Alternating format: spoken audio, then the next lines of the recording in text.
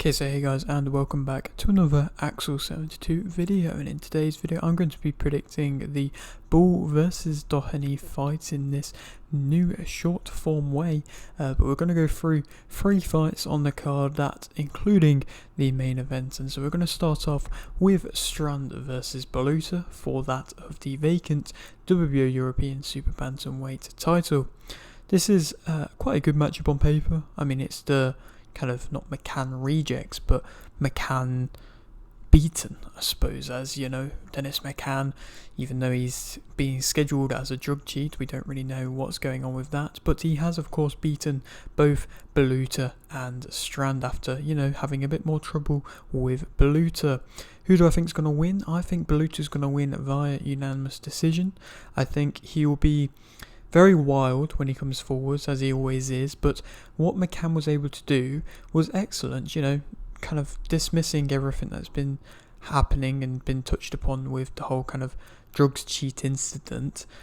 You know, we don't really know what kind of position he was in when he came into the fight, McCann, but he did look excellent in the fight, and his defensive movement was very good. He was kind of El Matadoring Baluta to an extent, and that is definitely what you have to do against a non-rushing opponent. But I just feel like Strand, you know, he is coming in off an excellent knockout, but I just don't believe he'll be able to time or move as well as that is what McCann was able to do, and so I think he's going to have troubles with it, and I don't think he's going to be able to keep up with him. I mean, we've got to remember that Baluta has had some excellent wins in his career, you know, Doheny,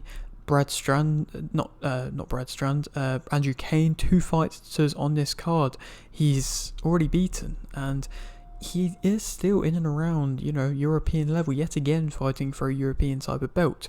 And so I do believe, even with his messy style, he's going to be able to cause a lot of problems for Strand. And you know, Strand's coming off a big knockout, but he's definitely not known for that, and I don't believe he's going to be able to, you know, keep just knocking out any kind of opponents like that. I think it was just a level difference. Then who Baluta could go on to fight next if he is able to win? I think a Davies rematch, a Liam Davies rematch could be an excellent fight. You know, Davies, of course, losing to Masood, that could be, you know, a very good way, if Baluta is to win, for Baluta to get back involved, for Davies to get back involved. I think that could be a great fight. Ayala, of course, he beat Liam McGregor, then lost versus Davies. That could be another good fight as well.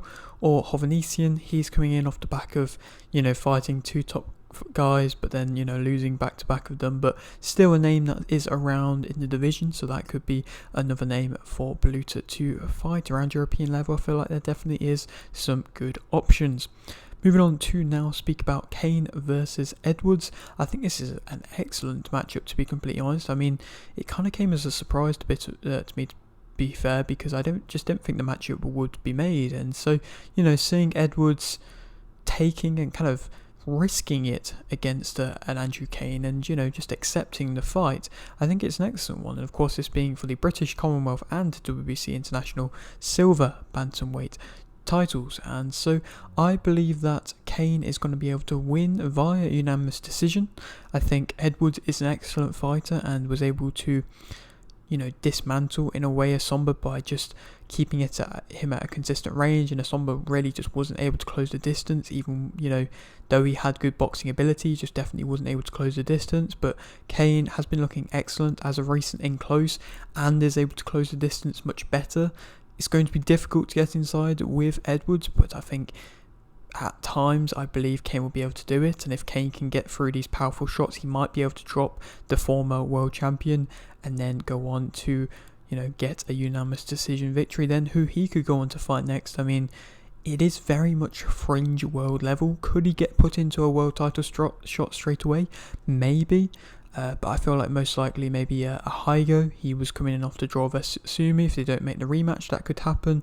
Nasukawa coming off a big win versus Maloney. I'm sure he's going to be wanting a world title fight, but that could still happen as well. Or Contreras coming in off the loss to Nakatani. That could happen as well. So all kind of very, very much just fringe world level guys who are knocking on the door, if not have just knocked on the door of a world title. So I feel like that's maybe where be most likely that we've seen Cain go next if he does win. Now moving on to the main event, of course, that being Bull versus Doheny. It's an interesting matchup, not really too much of a matchup that I'm really too excited to see. I mean, going off their last performances, Bull destructively beat Rios, even though he did take a bit of nose damage himself, but Doheny didn't look awful. I suppose had a little bits of success versus Ionut. He wasn't just completely, knocked down and beaten up, but still, this being for the WBA World Featherweight title, it's quite surprising to see Doheny be given a world title shot after the Ionut fight, but, now he's moving up in weight. Maybe his body's going to be able to hold up better than what it did versus Ionut, of course, where it kind of just wilted and he kind of did his back out, but I believe that Bull's going to be able to win in via TKO in round 3. I think he's going to be destructive, much more, be able to stop him much quicker than that of Ionut. Does that mean he's a better fighter than Ionut? No, because I feel like Ionut is much more defensively sound than that of a Bull, but Bull definitely has, the capabilities to be that kind of pound-for-pound star in the UK kind of scene, and maybe could get himself onto around the rankings for certain people as, British fighters. I mean, there's not really too many that could be argued on the world pound for pound scene, and I feel like Bull is kind of there. I mean, the way that he could beat Doheny, I believe Doheny stays on the ropes too long, and I think Bull will just continuously put it on him with the speed that he can maintain. He won't stop, he'll throw from every possible angle. As I was kind of loving the down angle type shots that he was landing on Rios, and if he's doing all that again, and Doheny's just staying on the ropes, then I don't think he's going to be able to win Doheny at all, and I think Bull will be able to make it a relatively easy, impressive night's work. And then we could go on to fight. I mean, a Ray Vargas rematch I feel like needs to happen on a Riyadh season card, so I do really hope that happens. A Lewis Neri fight could be an excellent one. Of course, he had a very fiery build-up, which led to a win in the featherweight division as he's moved up. That could be a good fight. Or a Figueroa, that could be a good fight as well. Just throwing names out there. Of course, Figueroa coming off the loss versus Fulton, which was a bit of a surprising one in my opinion, that loss. But, like I say, there's definitely options for big fights, and I feel like only big fights now should be the case for a Nick Bull. And so yeah, that is it for today's video. Hope you did enjoy. Like the video if you did need, like the video, subscribe if you're new, and thanks for watching.